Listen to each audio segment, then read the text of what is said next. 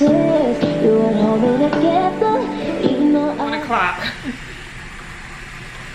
I'm literally has been moving very slow for me. My uncle came to visit me and that kind of just threw everything off. So I got out of bed late, I showered late, ate late, everything just late. I'm just already feeling like I want to go back to sleep. And I'm just at this point where I'm not physically tired, but well, I'm sleepy, but I'm mentally tired, and I think I need like just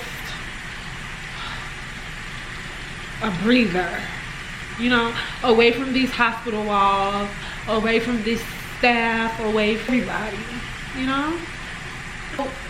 And I pray that these lungs will be here soon, like today soon, so that I can move on to my next journey in life. Hopefully my lungs will take me to places and people that I've never even dreamed of or thought I'd meet. You know, special people, special places. Just waiting for the day. Y'all can see I've been crying. I just think I need some fresh air. I want to go outside, but I only have 1 tank in my room right now because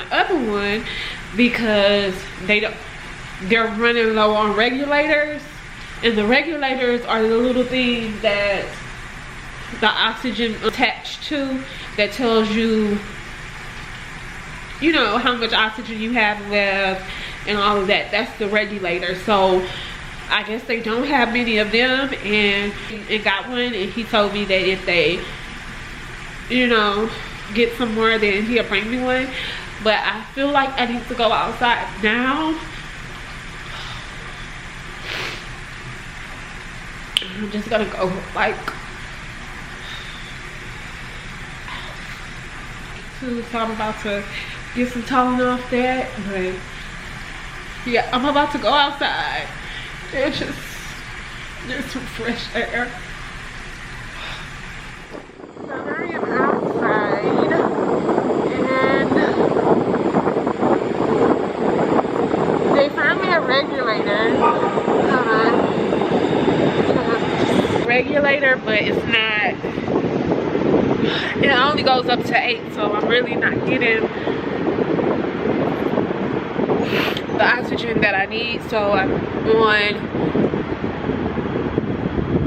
18 liters instead of, you know, 25 to 30 what I need.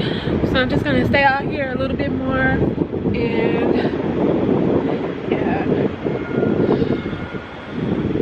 be outside. And if you can go outside and don't have to be confined in like a place, just be thankful. I mean, and like you're able to, like you don't have to eat, breathe, and just that place. Like I can go out here, but I can't go anywhere else, you know. And it's just like at this point I have no other options. It's like I'm not giving up, so I'm not gonna go home against the doctor's orders and be without the lack of oxygen that I need. So this is what I have to do, and I'm doing it. And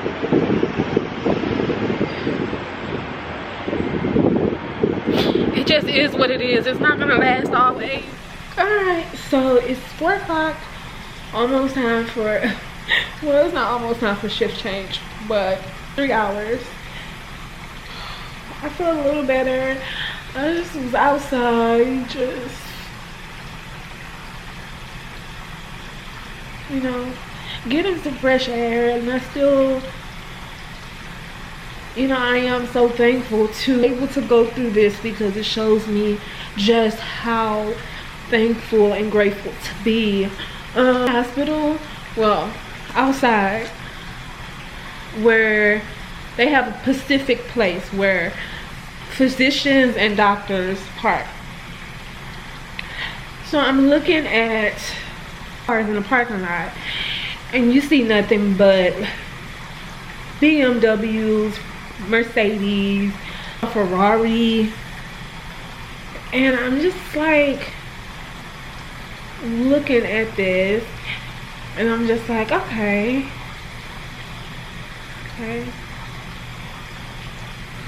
that's cute, that's cute, okay. So we're really getting into thinking a little deeper, and it's like, at the end of the day, how many of you can actually say that, oh, my doctor, they really, you know, it's more than just a paycheck for them.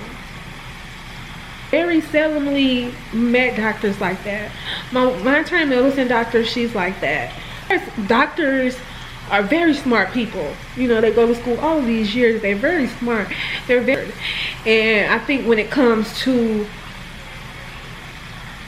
dealing with life and being passionate towards others, I don't think a lot of them have that. That's just the honest truth. Most of them, you know, they're structured. They come to work. They do their job, you know, what they're supposed to do, and go home. It's just a cycle, and you're just another case for them. Those 5-minute visits, when they come and ask me, I was looking at my insurance statement, because I'm interested. So when they come in for those 5-minute updates and they ask you, how are you doing? Those visits alone are like $400. Really. So they're getting paid $400 to come in for 5 minutes to ask me how I'm doing, if I need anything. And so it's like, wow. A lot of times you don't hear nothing personal about the doctor. They don't share with you anything personal about them. It's all just work, medical work. And it's like, at the end of the day, we're all humans. It's okay to be human at the end of the day. Like, you know what I mean? It's okay. And you know, I was just thinking, you just don't get that from doctors. You know, they might drive around in their fancy cars, have fancy houses and stuff like that, and take care of their families, but they're not very passionate people at all. It's like, look, you gotta understand, y'all charging insurance, all of these people, all of this money for these people, and you can't even put a little sympathy or give a little bit of yourself to your patient. Just, that's it. Even nurses too. Like, you have some nurses here that's just, it's just a job, but it's okay to give a little self, like give a little of yourself to your patient, you know, because at the end of the day, we all have stories to tell. We all have journeys that we're on. We all, and I think that if you share, you know, just a little bit, we're in the right place in the right time, and we can both learn something from each other. It's not all just about what you can give me, you know, what I can get from you, what my insurance is paying for you. At the end of the day, we all can learn and pull things from one another, you know. Not just insurance, we're people, you know. Learn a little bit about them or something, but it's just deeper. But I just want to thank, like, some of the employees here, because I haven't had a past, you know, few days, couple, you know, good days or whatever, but today was the first day that I just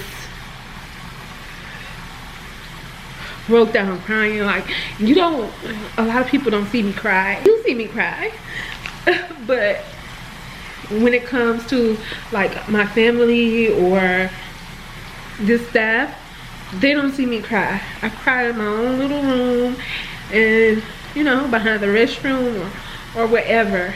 That's when I cry. So they don't see me, but today was the first day that they saw me, you know, just give it all out. And so today was the day. Today was the first day that they saw me just break down, and I was just really crying, and a few of them were really genuine about the situation. So yeah, I just want to thank y'all for that. Thank y'all so much. Hey, they took out time to make sure I was okay, and one even like spoke to me on a deeper level, and it's just like, everything is gonna be okay, you know.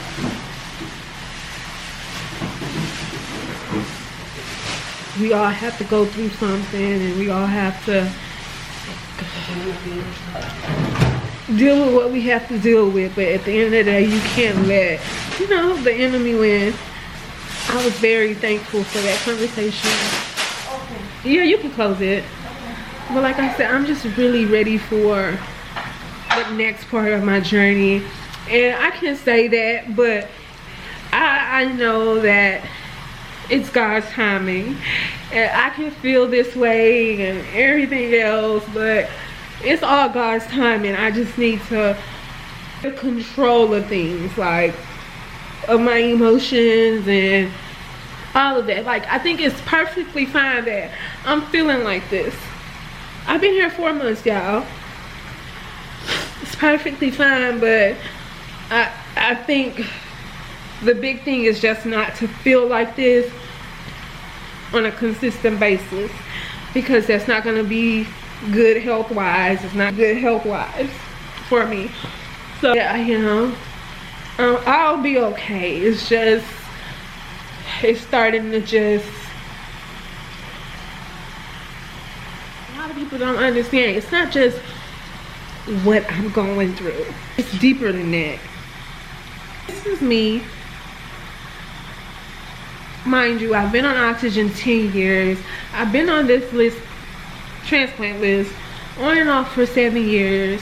I've been active on the list constantly, meaning that I know that I need 2 lungs for the last year and the last 4 months I've been here waiting in a hospital where I'm confined, and it's a hospital with other sick patients. And who is calling me? Hello. You still in the hospital? Yes. Oh, okay. I know, because I think I spoke to your brother, and he told me that the last time I spoke to him that you were supposed to, you was like first on the list, and the doctors wanted to keep you in there until it happened. So, you're still in the hospital, and do you know about approximately how long the wait is? No, I've been here, what, 4 months now, and I've had no matches.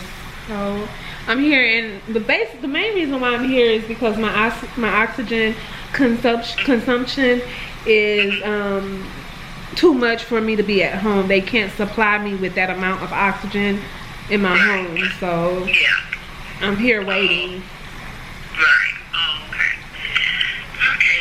I'm trying to look at your like the case file, but just in case, I'm just letting you know, just in case that, you know, we have to like close. We can go ahead and close it, because it's still, you know, I'm not gonna be out by the end of the month, because even if I still have the surgery now, you gotta wait a while. Yeah. Okay, well that's fine. And yeah, so you can always. Nice meeting you, because I remember you was telling me that your mom had pulmonary fibrosis, or was on oxygen.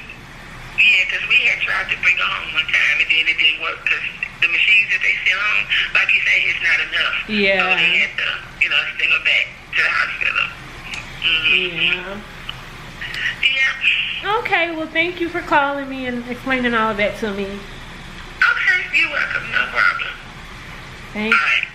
Have a good one. Bye-bye. Okay. Those are my like services, you know, for my like life alert and all of that. So It is. We can always start it back, but it was just such a long process to get it started that, you know, it was a headache. But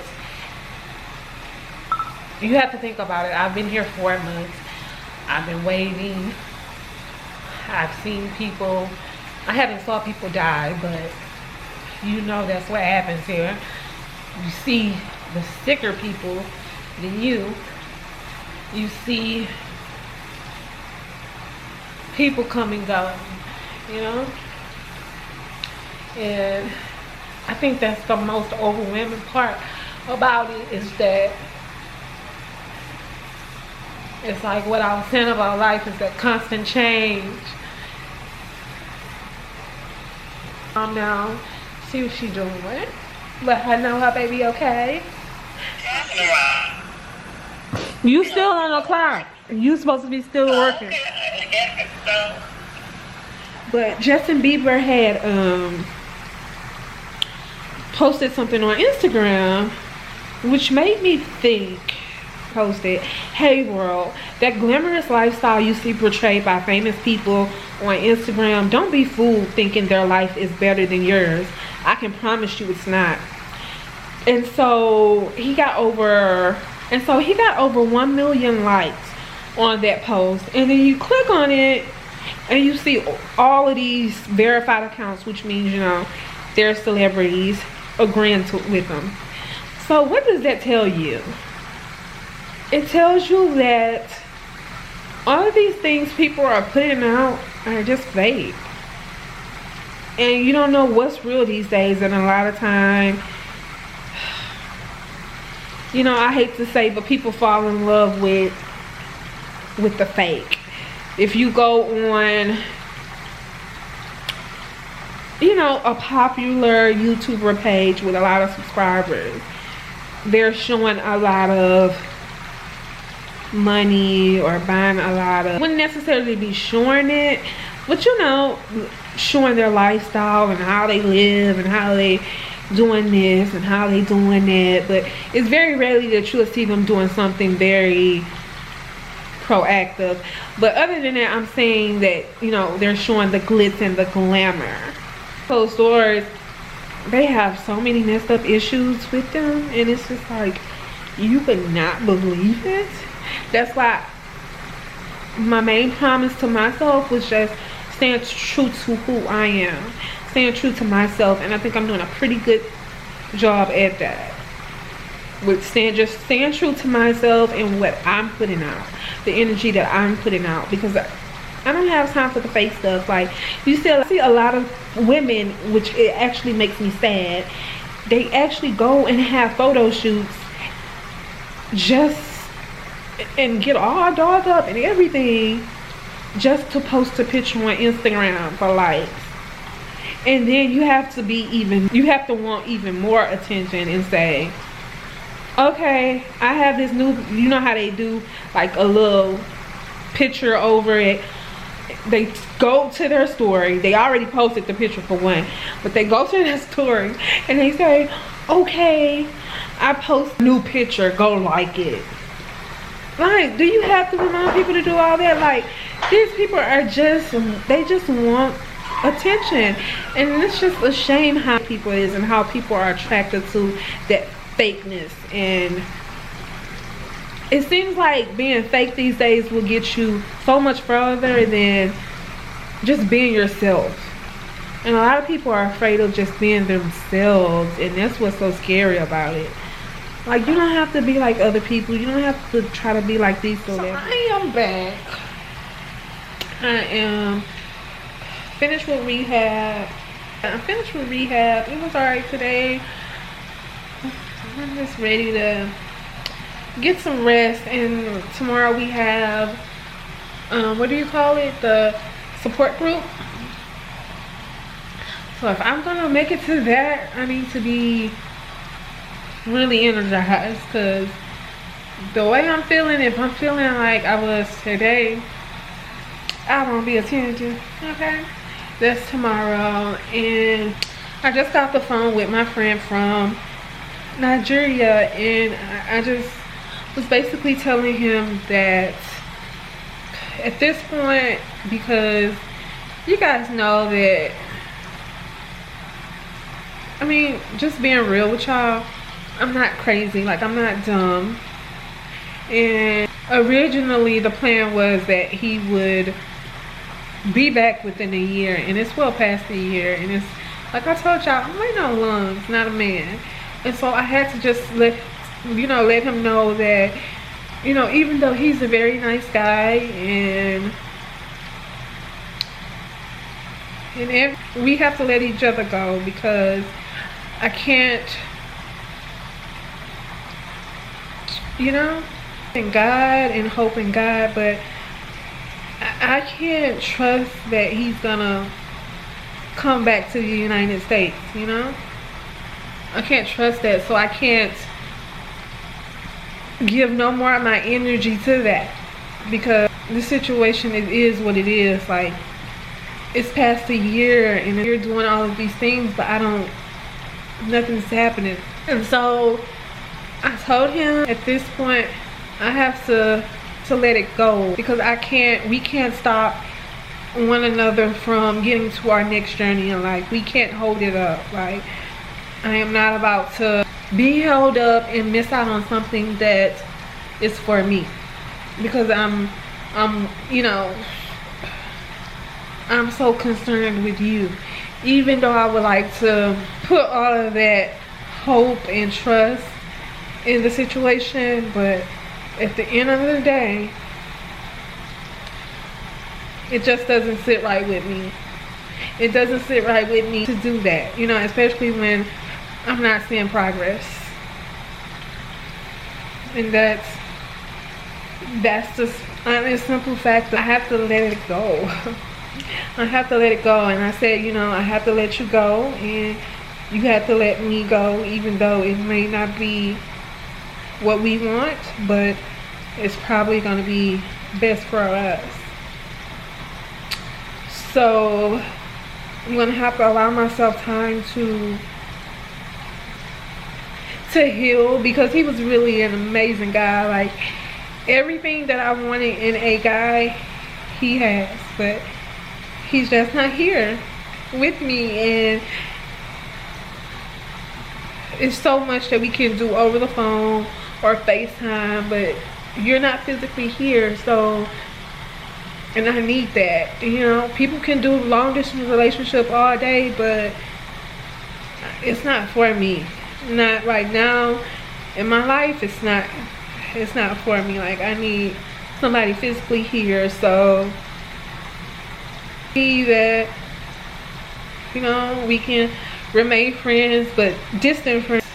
You know, one day, although he won't be my husband, he'll make somebody a great husband one day, because he's an amazing guy.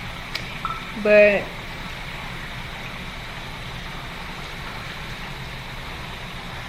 I have to let it go. I have to do what's best for me, and that's what's best for me.